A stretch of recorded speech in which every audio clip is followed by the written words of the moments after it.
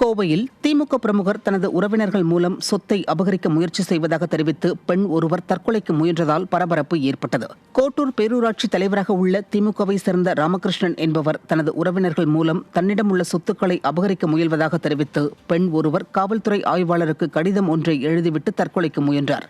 மேலும் இதுகுறித்த வீடியோ ஒன்றையும் அந்த பெண் வெளியிட்டுள்ளார்.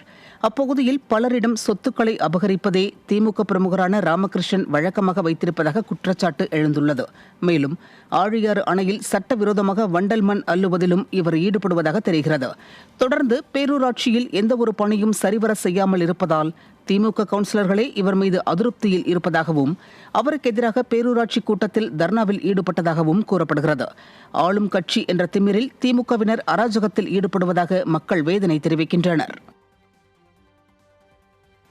என் சாவுக்கு என் பெரியம்மாவோட மகள் திலகவதி, அவளோட மருமகன் ராம், கோட்டூர் மலையாண்டி வட்டத்தை சேர்ந்தவர்,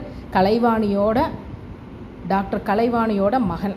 இவங்க 2 பேரும் எங்கள் அம்மா அவங்கிட்டேருந்து பிரித்து நான் வாழ விரும்பலை. என் சாவுக்கு அவங்க 2 பேரும் தான் காரணம்.